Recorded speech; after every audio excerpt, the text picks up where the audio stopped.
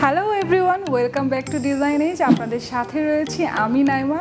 Today we are going to discuss how we can make our small bedroom look spacious in simple step. আমরা usually bedroom space কে চাই একটু spacious বা বড় দেখা. কিন্তু বর্তমানে বাংলাদেশের বেশিরভাগ ফ্ল্যাটেরই রুমগুলো একটু ছোট প্যাটার্নের হয়। এই ক্ষেত্রে হোয়াট ক্যান আই ডু যাতে বেডরুম স্পেসটাকে একটু বড় দেখায়। আজকে আপনাদের সাথে দারুণ কিছু টিপস এন্ড ট্রিক্স শেয়ার করব যার মাধ্যমে আপনার ছোট বেডরুমকে একটু স্পেশিয়াস বা বড় দেখাবে। আপনার বেডরুমকে বড় দেখাতে হলে প্রথমেই খেয়াল রাখতে হবে পেইন্টের ব্যাপারে। আপনার বাসার পেইন্ট অবশ্যই হালকা কালার চুজ করতে হবে, কারণ হালকা কালার বেশি লাইট রিফ্লেক্ট করে এবং রুমকে বড় দেখায়। এবং আরও একটি বিষয় খেয়াল রাখতে হবে, রুমের কালার যেন সলিড এবং গ্লসি হয় এবং একটি দেয়ালে কয়েক ধরনের কালার দিয়ে ডিজাইন করা যাবে না।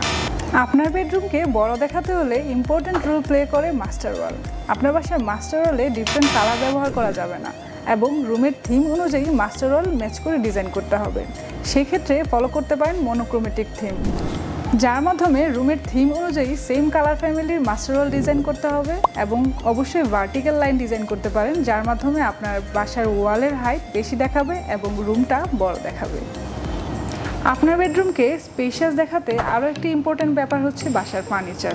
আপনার রুমকে স্পেশিয়াস দেখাতে অবশ্যই আপনার ফার্নিচার প্লেন রাখতে হবে, কারণ ফার্নিচারের হেভি প্যাটার্ন আপনার ফার্নিচার এরিয়াকে বিজি দেখায় এবং রুমকে ছোট দেখায়। এই ক্ষেত্রে ফলো করতে পারেন 50-50 রুল, যার মাধ্যমে আপনার বেডরুমের হাফ অংশ ফার্নিচার থাকবে এবং হাফ অংশ খালি থাকবে, এতে করে রুমটা বড় দেখাবে। অথবা আপনি চাইলে এরকম ফার্নিচার চুজ করতে পারেন যেখানে আপনার ফ্লোরের বেশিরভাগ অংশ দেখা যাবে, এতে করে রুমটা বড় দেখা যাবে।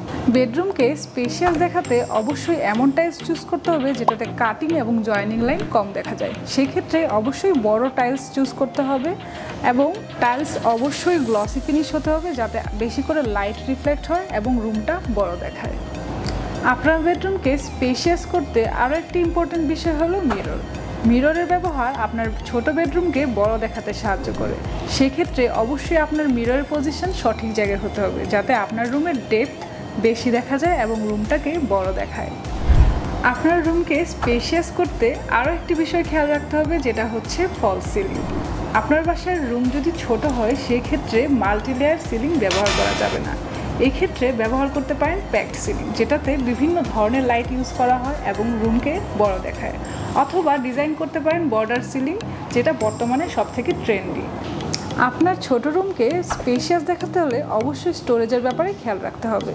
আপনার রুমের স্টোরেজ অবশ্যই মিনিমাল রাখতে হবে এবং রুমের ক্যাবিনেট এবং ক্লোজেট হ্যান্ডলেস করে ডিজাইন করলে আপনার রুমটা বড় দেখাবে। আপনার রুম ছোট প্যাটার্নের হলে অবশ্যই আপনার উইন্ডো ফুল হাইট রাখতে হবে যাতে করে বেশিরভাগ ন্যাচারাল লাইট আপনার রুমে প্রবেশ করবে এবং রুমটা বড় দেখাবে। এবং কার্টেনের ব্যাপারটাও আপনার সিলিং হাইট থেকে রাখতে হবে যাতে করে রুমের হাইটটা বেশি দেখাবে এবং রুমটাও বড় দেখাবে।